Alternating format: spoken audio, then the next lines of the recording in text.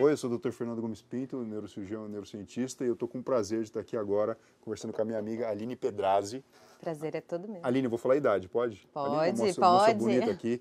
A gente trabalhou junto durante muitos anos aqui no Instituto de Psiquiatria. A Aline agora está em outro caminho, né? Mas militando aí uma coisa muito bacana que, na verdade, começou por conta de uma experiência pessoal que... Pessoal, né? Foi ser mãe. Totalmente pessoal, que é ser mãe. Acho que a maternidade, se tiverem mães aí nos assistindo, muda vidas, acredito eu, de 100% das mulheres, né? De alguma forma. E a maternidade mexeu muito comigo. A minha bebê, a Júlia, tem 10 meses e meio. E Você planejou a gravidez? Muito. Como é que foi? Acho que desde que eu, Antes? que desde que eu nasci, eu planejo ser mãe. Eu sempre sonhei ser mãe. Antes de escolher o pai? Antes de escolher o pai. Eu falava, eu vou ter filho. Não sei se eu vou casar, mas eu vou ter filho. Produção independente poderia ser uma opção se eu não tivesse, mas eu tenho um marido e um pai incrível, então, né, estamos aí. Mas eu planejei muito. Então, a gente, enfim, 6 meses antes de eu tentar engravidar, eu comecei a tomar ácido fólico, todas as vitaminas, só que até 1 ano antes eu fui ver se estava tudo ok com a minha ginecologista. E eu descobri que eu tenho uma endometriose. Então eu fui diagnosticada com endometriose. Eu lembro até hoje que eu não tinha nenhum sintoma. Você sabe que tem gente que não consegue engravidar por causa disso, né? Sei, muitas. É um dos temas do nosso canal, do Mãe-Estar. Porque assim, quando eu recebi o diagnóstico de endometriose, eu fiquei muito triste. Eu lembro que eu fiz uma ressonância magnética de pelve por conta de uma dor na região do intestino. E eu recebi a ressonância em casa e meu marido é médico, ele estava atrás de mim, ele foi direto no laudo, né? Ele pôs a mão no meu ombro, eu estava lendo lá do começo, meu nome, daí eu sabia que tinha coisa errada. A hora que ele pôs a mão no meu ombro, assim, tinha lá endometriose em vários pontos, vários. Eu comecei a chorar desesperada, porque era o meu maior sonho ter bebê. Daí eu falei, e agora? Eu quero ter filho, eu não vou poder ter filho, enfim. Depois de... Meu marido, calma, vamos ficar calmo. Qual que é a especialidade dele?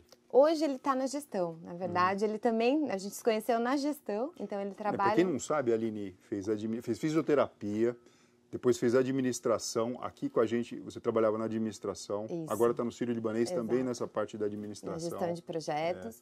E nas horas vagas, além de YouTuber. cuidar... Agora eu virei YouTuber. youtuber. Porque eu acho que é isso. A gente tem... Enfim, daí eu tive o diagnóstico, eu fui atrás e um médico na época me deixou muito tranquila do tipo, olha, fica calmo que a endometriose sim tem uma forte relação com infertilidade, mas não é 100%. Então, calma, quando você tentar engravidar, se não tiver sucesso, depois de 1 ano de tentativa, que nós vamos entrar com o tratamento.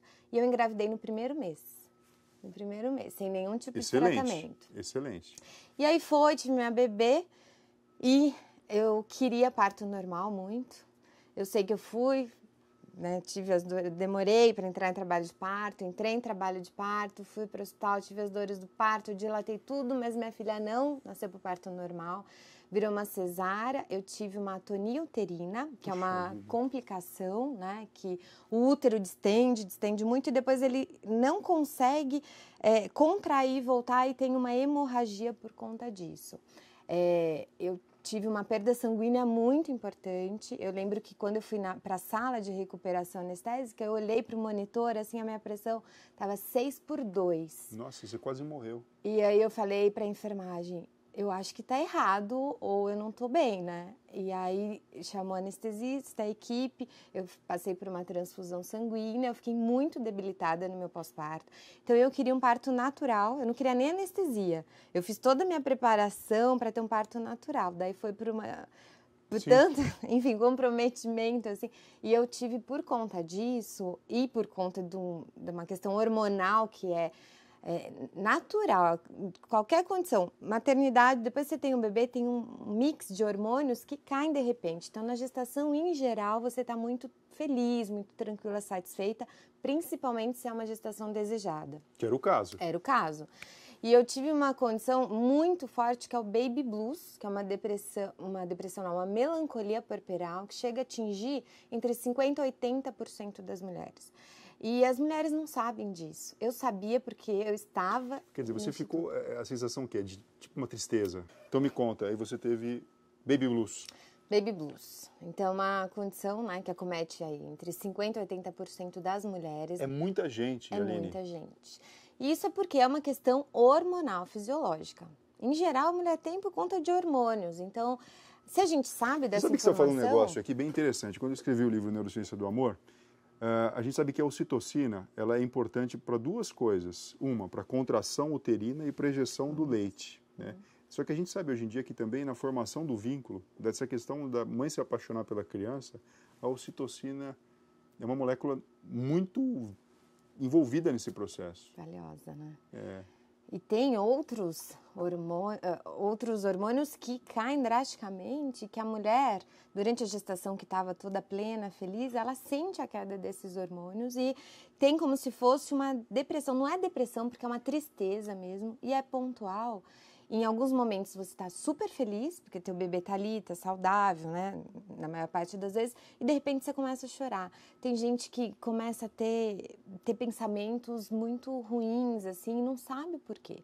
Então, acho que se tem essa informação, se a gente sabe que isso acontece... Eu, por exemplo, avisei meu marido, eu vou ter baby blues, eu falava. Leia sobre isso, minha mãe, leia sobre isso, que ela ficou comigo. E eles me ajudaram muito, foi super importante, porque ninguém iria entender, porque eu estava chorando, desesperada, 3, 4 dias depois que minha bebê nasceu. Isso foi o divisor de águas Foi. para você estar aqui agora com a gente, falando do seu canal, falando para todo esse Brasilzão. Sim. Isso e amamentação. Acho que amamentação todo mundo acha que é lindo, põe o peito aqui, ele está mamando, né? Põe o bebê. Não é um aprendizado. Nunca a gente amamentou. O bebê também... É um aprendizado que não é fácil, que gera dor. Então, todo mundo espera e fantasia uma coisa que a gente, na prática, vai ver que é diferente. Se a gente tem essa informação, pelo menos para mim, eu achei que facilitou. E muita falta de informação na internet com foco na mãe.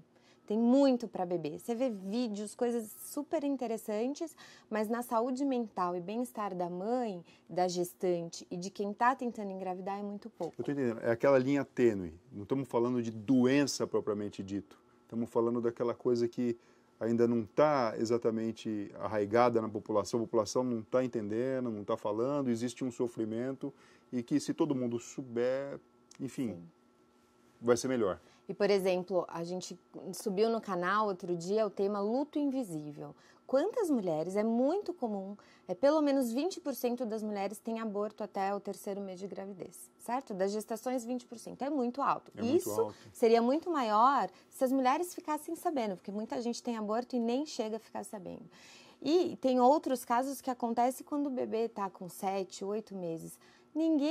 A sociedade que não viveu isso não tem ideia do quanto isso realmente atinge a mulher.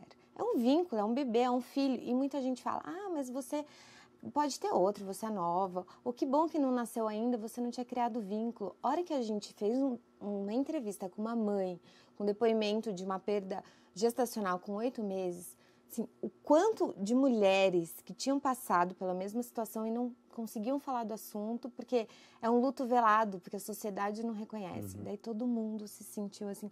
Então, acho que isso e todos esses assuntos da maternidade, de tentar engravidar e da gestação, ainda tem alguns tabus, tem como se tudo fosse muito... assim, um sonho, tudo é lindo, não é assim, a gente também tem que falar das dificuldades e assim a gente forma rede de apoio para uma ajudar a outra, que eu acho Aline, que é o principal. Olha só, muito obrigado, eu já estou com vontade aqui, logo vocês vão... Posso falar?